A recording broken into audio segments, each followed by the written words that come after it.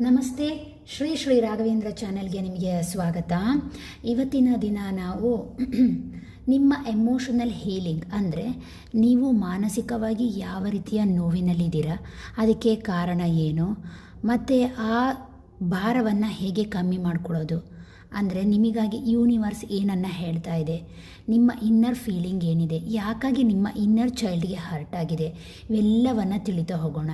ನೋಡಿ, ಈ ಸ್ಪ್ರೆಡ್ನ ಮೂಲಕ ನೀವೇನು ತಿಳ್ಕೊಳ್ಬೋದು ಅಂದರೆ ನಿಮ್ಮ ಮನಸ್ಸಿಗಾದಂತಹ ನೋವು, ಆ ನೋವಿನ ಇಂಪ್ಯಾಕ್ಟ್, ಅದರಿಂದ ಹೊರಗೆ ಹೇಗೆ ಬರ್ತಾ ಇದ್ದೀರಾ, ನಿಮಗೆ ಜೀವನದಲ್ಲಿ ಯಾವ ರೀತಿಯ ಪೀಸನ್ನು ಯೂನಿವರ್ಸ್ ನೀಡ್ತಾ ಇದೆ, ಇದೆಲ್ಲವನ್ನು ನೋಡೋಣ.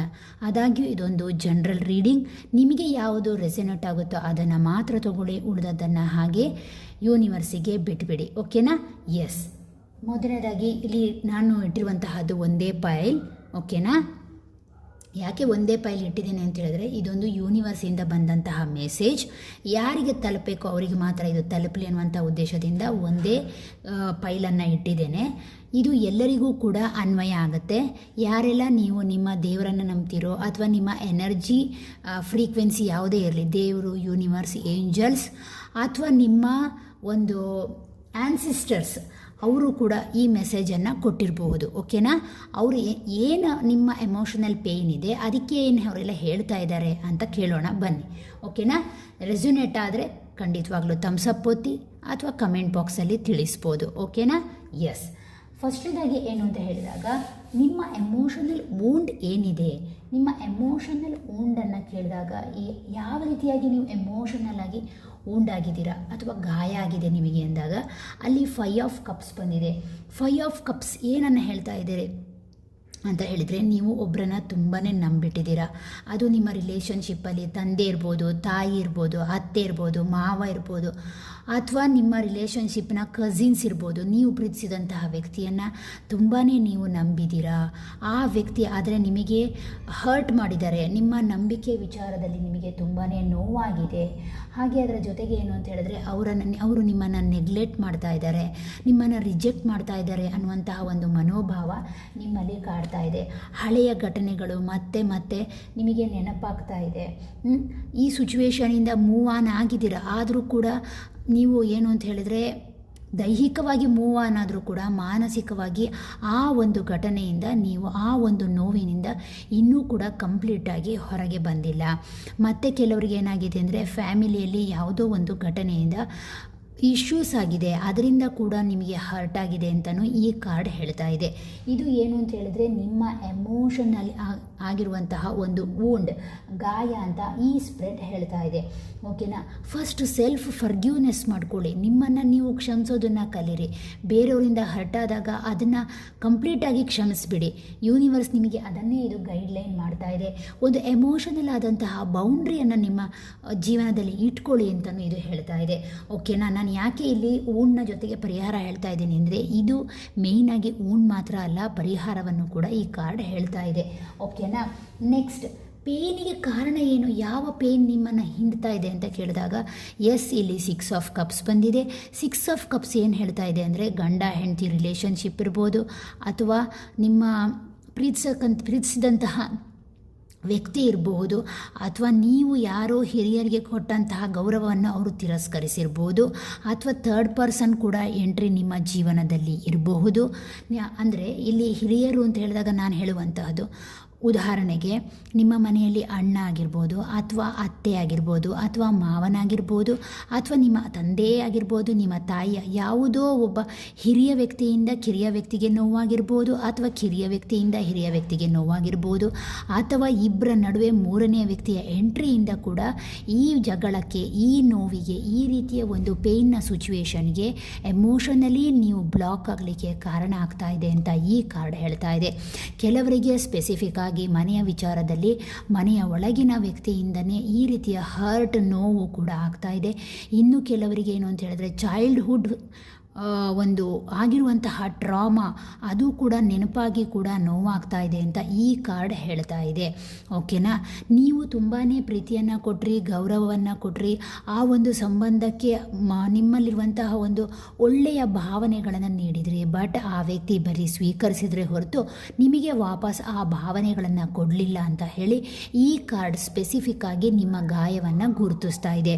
ಓಕೆನಾ, ಹಾಗೆ ಅದರ ಜೊತೆಗೆ ನೋಡಿ, ಕೆಲವರಿಗೆ ತುಂಬಾ ಜಗಳ ಆಗಿರ್ಬೋದು, ಅಥವಾ ಇದು ಇದೇನು ಅಂತ ಹೇಳಿದ್ರೆ ಎಟ್ ಪ್ರೆಸೆಂಟಲ್ಲಿ ಆಗಿರುವಂಥದ್ದನ್ನು ಇದು ಹೇಳ್ತಾ ಇದೆ. ಓಕೆನಾ, ಹಾಗೆ ಅದರ ಜೊತೆಗೆ ಏನು ಅಂತ ಹೇಳಿದ್ರೆ ಈ ಜಗಳಕ್ಕೆ ಮತ್ತೊಬ್ಬ ವ್ಯಕ್ತಿಯ ಕುಮ್ಮಕ್ಕು ಕೂಡ ಜೀವನದಲ್ಲಿ ಇರಬಹುದು.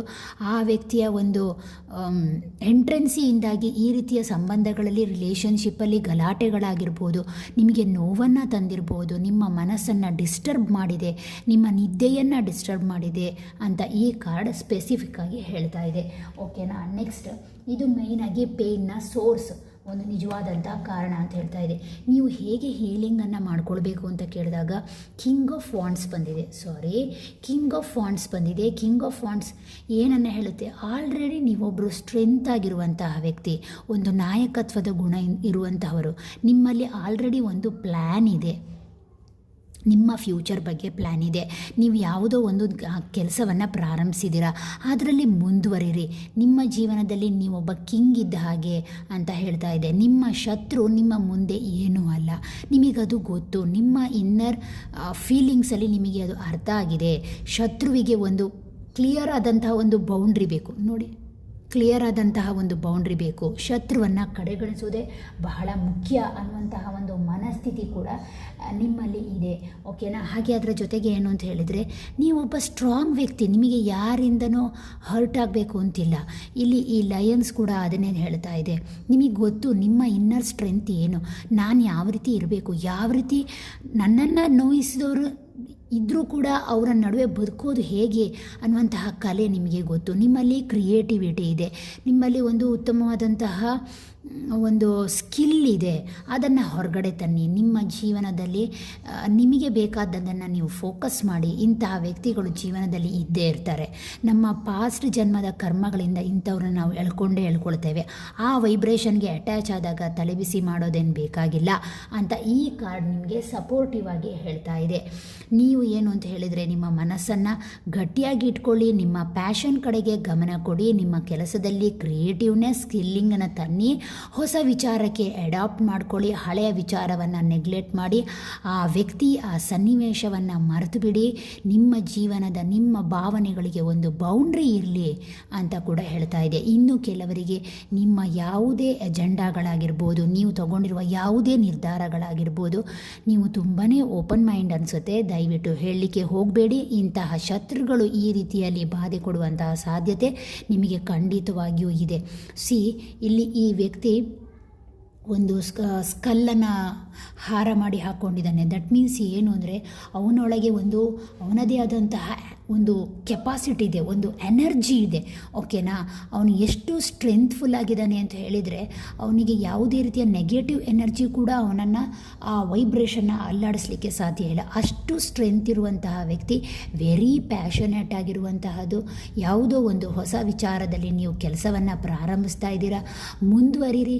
ನೀವು ಸಿಂಹ ಇದ್ದ ಹಾಗೆ, ನಿಮ್ಮ ಶತ್ರು ಇಲ್ಲಿರುವ ಹಲ್ಲಿಯ ಹಾಗೆ, ಏನು ಹೆದರಬೇಕಾದಂಥ ಅನಿವಾರ್ಯತೆ ಇಲ್ಲ ಅಂತ ಹೇಳಿ ಈ ಕಾರ್ಡ್ ನಿಮಗೆ ಹೀಲಾಗಿ ಹೇಳ್ತಾ ಇದೆ.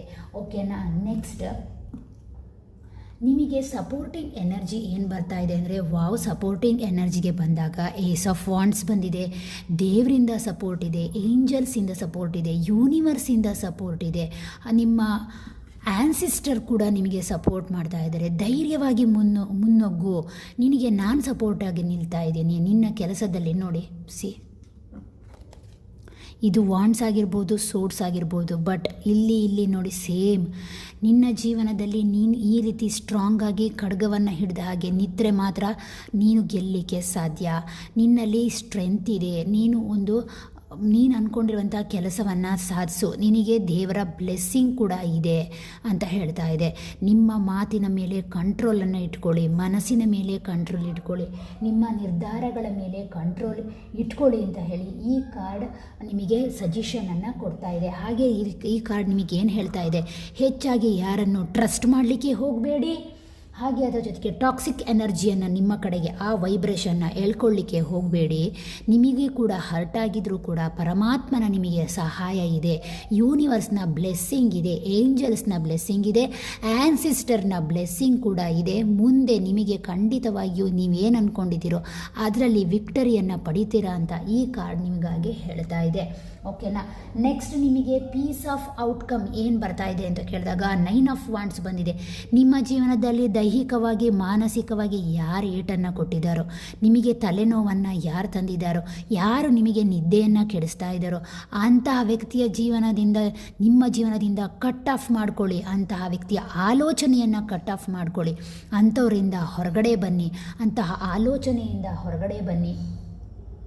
ನೀವಿನ್ನೂ ಸಂಪೂರ್ಣವಾಗಿ ಖಂಡಿತವಾಗಲೂ ಮುರಿದು ಹೋಗಿಲ್ಲ. ನಿಮಗಿದೊಂದು ಹೊಸದಾದಂತಹ ಜೀವನವನ್ನು ಅದು ಸೂಚಿಸ್ತಾ ಇದೆ. ನೋಡಿ, ಅವನು ಎಷ್ಟು ಕಷ್ಟಪಡ್ತಾ ಇದ್ದಾನೆ ಅಂದರೆ ಇಷ್ಟೂ ವಾಂಟ್ಸ್ಗಳನ್ನು ಅವನೇ ಹ್ಯಾಂಡ್ಲ್ ಮಾಡಬೇಕಾಗಿದೆ. ಬಟ್ ಅವನಿಗೆ ಇಂಜುರಿ ಆಗಿದೆ, ಸೆಲ್ಫಾಗಿ ಅವನಿಗೆ ಇಂಜುರಿ ಆಗಿದೆ. ಯಾಕಾಗಿ ಅವನು ಪದೇ ಪದೇ ಆ ಒಂದು ರಿಲೇಷನ್ಶಿಪ್ಪಲ್ಲಿ ಮೋಸ ಹೋಗ್ತಾ ಇದ್ದಾನೆ, ಆ ರಿಲೇಷನ್ಶಿಪ್ಪಿಗೆ ಮತ್ತೆ ಗೌರವ ಕೊಡ್ತಾ ಇದ್ದಾನೆ, ಮತ್ತೆ ಅದರಿಂದ ಏಟನ್ನು ತಿಂತಾ ಇದ್ದಾನೆ. ಅವನಿಗೆ ಗೊತ್ತು ನಾನು ಹೊರಗೆ ಬರ್ತೀನಿ ಅಂತ, ಬಟ್ ಆ ರಿಲೇಷನ್ಶಿಪ್ಪಿನ ಮೇಲಿರುವಂಥ ಒಬೇಸ್ ಅವನನ್ನು ನೋಯಿಸ್ತಾ ಇದೆ. ಓಕೆನಾ. ಹಾಗಾಗಿ ನಿಮ್ಮನ್ನು ನೀವು ಸ್ಟ್ರೆಂತ್ ಮಾಡ್ಕೊಳ್ಳಿ. ಯಾವುದಕ್ಕೆ ಗೌರವ ಕೊಡಬೇಕು, ಯಾರನ್ನು ಪ್ರೀತಿಸಬೇಕು, ಎಲ್ಲಿ ಯಾವ ರೀತಿ ನಿಮ್ಮ ಎನರ್ಜಿಯನ್ನು ವ್ಯಯ ಮಾಡಬೇಕು ಅನ್ನುವಂಥದ್ದು ನಿರ್ಧಾರ ನಿಮ್ಮ ಕೈಲಿದೆ. ನಿಮ್ಮ ಜೀವನದ ನಿಮ್ಮ ರಿಲೇಷನ್ಶಿಪ್ಪಿಗೆ ಒಂದು ಉತ್ತಮವಾದಂತಹ ಬೌಂಡ್ರಿಯನ್ನು ಹಾಕ್ಕೊಳ್ಳಿ. ನಿಮ್ಮ ಜೀವನದಲ್ಲಿ ಸಕ್ಸಸ್ಸನ್ನು ಕಾಣಲಿಕ್ಕೆ ಸಾಧ್ಯ. ಸ್ಟ್ರಾಂಗ್ ಆಗಿದ್ದೀರ ನೀವು. ನಾನು ಅಂಥದ್ದು ಅಂತ ಹೇಳಿದ್ರೆ ಒಂದು ನೋವನ್ನು ನೋಡಿದ್ದೇನೆ, ಅದನ್ನು ಅನುಭವಿಸಿದ್ದೇನೆ, ಬಟ್ ನಾನು ಅದೇ ರೀತಿ ಸ್ಟ್ರೆಂತಾಗಿ ಕೂಡ ನಿಲ್ತೀನಿ ಅನ್ನುವಂತಹ ಮನಸ್ಥಿತಿ ನಿಮ್ಮೊಳಗೆ ಇದೆ ಅಂತ ಹೇಳಿ ಇದು ಹೇಳ್ತಾ ಇದೆ. ಅದುವೇ ನಿಮ್ಮ ಪೀಸ್ ಆಫ್ ಮೈಂಡ್ ಅಂತ ಈ ಕಾರ್ಡ್ ನಿಮಗೆ ಹೇಳ್ತಾ ಇದೆ. ಓಕೆನಾ. ಅದರ ಜೊತೆಗೆ ಏನು ಅಂತ ಹೇಳಿದರೆ, ಕೆಲವರಿಗೆ ಏನಾಗಿದೆ ಅಂತ ಹೇಳಿದ್ರೆ ಮಾನಸಿಕವಾಗಿ ಇಂಜುರಿ ಆಗಿದೆ. ಕೆಲವರಿಗೆ ರಾತ್ರಿ ನಿದ್ದೆ ಬರ್ತಾ ಇಲ್ಲ, ತಲೆನೋವು, ಅಪ್ಸೆಟ್ ಆಗ್ತಾ ಇದೆ, ಕೆಲವರಿಗೆ ಹೊಟ್ಟೆ ಅಪ್ಸೆಟ್ ಆಗ್ತಾ ಇದೆ, ಕೆಲವರಿಗೆ ಮೈಕೈ ನೋವು ಬರ್ತಾ ಇದೆ. ಎಲ್ಲವೂ ಕೂಡ ಕಾರಣವಾಗಿದೆ. ಸ್ಪೆಸಿಫಿಕ್ಕಾಗಿ ಈ ವ್ಯಕ್ತಿ ನೋಡಿ ಆ ಸೈಡ್ಗೆ ನೋಡ್ತಾ ಇದ್ದಾರೆ. ದಟ್ ಮೀನ್ಸ್ ಅಲ್ಲಿ ಒಬ್ಬ ವ್ಯಕ್ತಿಯಿಂದ ಹರ್ಟ್ ಆಗಿರೋದು ಕನ್ಫರ್ಮ್ ಆಗಿ ಕಾಣಿಸ್ತಾ ಇದೆ. ಆದ್ದರಿಂದಾಗಿ ಈ ಕಾರ್ಡ್ ಹೇಳ್ತಾ ಇದೆ ನಿಮಗಾಗಿ ಎಲ್ಲವನ್ನ ಮರೆತು ಬಿಡು ಅಂತ ಹೇಳ್ತಾ ಇಲ್ಲ, ಬಟ್ ನೀನು ಸ್ಟ್ರೆಂತನ್ನು ತಗೋ, ನೀನು ಅದರಿಂದ ಹೊರಗಡೆ ಬಾ ಅಂತ ನಿಮಗೆ ಹೇಳ್ತಾ ಇದೆ. ಓಕೆನಾ. ನಿಮಗೋಸ್ಕರ ಇನ್ನೊಂದು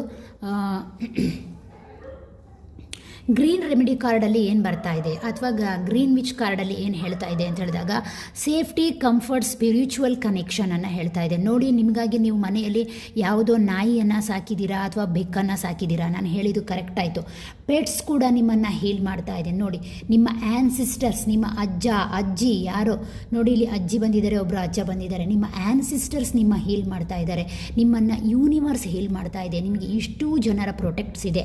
ಎನಿಮಲ್ ಸ್ಪಿರಿಟ್ಸಿಂದ ಪ್ರೊಟೆಕ್ಟ್ಸ್ ಇದೆ, ಆ್ಯನ್ಸಿಸ್ಟರ್ಸಿಂದ ಪ್ರೊಟೆಕ್ಷನ್ ಇದೆ, ನಿಮಗೆ ಏಂಜಲ್ಸ್ ಯೂನಿವರ್ಸಿಂದ ಪ್ರೊಟೆಕ್ಷನ್ ಇದೆ. ಹಾಗೆ ಅದರ ಜೊತೆಗೆ ನೋಡಿ, ಇಲ್ಲಿ ಬೆಕ್ಕುಗಳು ಬಂದಿದೆ. ಯಾರು ತುಂಬ ಬೆಕ್ಕುಗಳನ್ನ ಸಾಕ್ತೀರಾ ಅನಿಸುತ್ತೆ, ಅವಿಂದ ಕೂಡ ನೀವು ಹೀಲ್ ಆಗ್ತಾ ಇದ್ದೀರಾ ಅಂತ ಕೂಡ ಈ ಕಾರ್ಡ್ ಹೇಳ್ತಾ ಇದೆ. ಹಾಗೆ ಅದರ ಜೊತೆಗೆ ನಿಮ್ಮನ್ನು ನೀವು ಹೀಲ್ ಮಾಡಲಿಕ್ಕೋಸ್ಕರ ದೃಷ್ಟಿಯನ್ನು ತೆಗೆಯುವಂತಹದ್ದು ಕಲ್ಲುಪ್ಪಿನ ಮೂಲಕ ನಾನು ಅವತ್ತು ಹೇಳಿಕೊಟ್ಟಾಗೆ ಮಾಡ್ಕೊಳ್ಳಿ. ಇನ್ನೂ ಕೆಲವರಿಗೆ ಗಂಡ ಹೆಂಡತಿ ನಡುವೆ ಏನಾದರೂ ಜಗಳ ಆಗ್ತಾ ಇದೆ ಅಂತಾದರೆ ದಯವಿಟ್ಟು ಕಲ್ಲುಪ್ಪು ಮತ್ತು ಹಸಿನ ಅಂದರೆ ದಟ್ ಮೀನ್ಸ್ ಟರ್ಮರಿಕ್ ಇವೆರಡನ್ನು ಮಿಕ್ಸ್ ಮಾಡಿ ನೀವು ಮಲಗುವಂತಹ ಗಂಡ ಹೆಂಡತಿ ಮಲಗುವಂತಹ ಮಂಚದ ಅಡಿಯಲ್ಲಿ ಇಟ್ಟುಬಿಡಿ. ಬೆಡ್ಡಿನ ಮರದ ಉಡ್ಡಿದು ಬೆಡ್ಡಿರುತ್ತಲ್ಲ ಅದರ ಅಡಿಯಲ್ಲಿ ಇಟ್ಟುಬಿಡಿ. ಅದು ಏನಾಗುತ್ತೆ ಅಂತ ಹೇಳಿದ್ರೆ ಹೀಲಿಂಗ್ ಆಗುತ್ತೆ. ಓಕೆನಾ. ಅದ್ರ ಮೂಲಕ ಕೂಡ ನೆಗೆಟಿವ್ ಎನರ್ಜಿ ವೈಬ್ರೇಷನ್ನ, ನಿಮ್ಮ ದಾಂಪತ್ಯದಲ್ಲಿರುವಂಥ ನೆಗೆಟಿವ್ ಎನರ್ಜಿಯನ್ನು ಹೊರಗಡೆ ಹಾಕ್ಬೋದು. ಓಕೆನಾ. ಅದರ ನೋಡಿ, ನಾನು ಹೇಳಿದಾಗೆ ಏನು ಬಂದಿದೆ ಅಂತ ಹೇಳಿದರೆ ದೃಷ್ಟಿ ನಿವಾರಣೆ ಬೆಂಕಿ ಮೂಲಕ ಮಾಡಿಕೊಳ್ಳುವಂತಹದ್ದು. ಈ ರೀತಿ ಪೊರ್ಕೆಯಲ್ಲಿ ಕೆಲವರು ಮಾಡ್ಕೊಳ್ತಾರೆ. ನೋಡಿ, ಕಾರ್ಡ್ ಎಷ್ಟು ಸತ್ಯವನ್ನು ಹೇಳುತ್ತೆ ಅನ್ನೋದಕ್ಕೆ ಇದೇ ಸಾಕ್ಷಿ. ನಿಮ್ಮ ಜೀವನವನ್ನು ನೀವು ಹೀಲ್ ಮಾಡ್ಕೊಳ್ಳಿ. ಯಾರಿಂದಲೂ ಕೂಡ ಬದುಕು ನಡೆಯೋಲ್ಲ ಅನ್ನೋದನ್ನು ಯಾವತ್ತೂ ಮರಿಬೇಡಿ ಅಂತ ಹೇಳಿ ಈ ಕಾರ್ಡ್ ನಿಮಗೆ ಸೂಚನೆಯನ್ನು ಕೊಡ್ತಾ ಇದೆ. ನೋಡಿ, ಆ್ಯನಿಮಲ್ ಸ್ಪಿರಿಟ್ಸ್ ಇರ್ಬೋದು, ನಿಮ್ಮ ಆ್ಯನ್ಸಿಸ್ಟರ್ ಸ್ಪಿರಿಟ್ಸ್ಗಳಿರ್ಬೋದು, ಅಥವಾ ಯೂನಿವರ್ಸ್ ಇರ್ಬೋದು, ಏಂಜಲ್ಸ್ ಇರ್ಬೋದು, ದೇವರಿರ್ಬೋದು, ಎಲ್ಲರೂ ಕೂಡ ನಿಮ್ಮ ಪ್ರೊಟೆಕ್ಷನ್ಗೆ ಖಂಡಿತವಾಗಿಯೂ ಇದ್ದಾರೆ. ನೀವು ನಂಬಿರ್ತಕ್ಕಂತಹ ದೇವರು ನಿಮಗೆ ಸಪೋರ್ಟನ್ನು ಮಾಡ್ತಾ ಇದ್ದಾರೆ ಅಂತ ಈ ಕಾರ್ಡ್ ನಿಮಗೆ ಸ್ಪೆಸಿಫಿಕ್ ಆಗಿ ಹೇಳ್ತಾ ಇದೆ. ಅತ್ಯಂತ ಸುಂದರವಾದಂಥ ಎನರ್ಜಿ. ಓಕೆನಾ? ಇದಾಗಿತ್ತು ಇವತ್ತಿನ ಎಮೋಷನಲ್ ಸ್ಪ್ರೆಡ್ ರೀಡಿಂಗ್, ನಿಮ್ಮ ಹೀಲಿಂಗಿನ ಪರ್ಪಸ್ಸಿಗೋಸ್ಕರ ಯೂನಿವರ್ಸಿಂದ ಆಯ್ಕೆ ಮಾಡಿದಂತಹ ಕಾರ್ಡ್ ರೀಡಿಂಗ್. ಇದು ಯಾರಿಗೆ ತಲುಪಬೇಕು ಅವರಿಗೆ ಖಂಡಿತವಾಗಿಯೂ ತಲುಪಲಿ ಅಂತ ಈ ಮೂಲಕ ನಾನು ಕೇಳ್ಕೊಳ್ತೇನೆ. ಎಲ್ಲರಿಗೂ ಕೂಡ ತುಂಬ ಹೃದಯದ ಧನ್ಯವಾದಗಳು. ನಿಮ್ಮ ಜೀವನ ಸುಗಮವಾಗಲಿ. Thank you. ಬಾಯ್.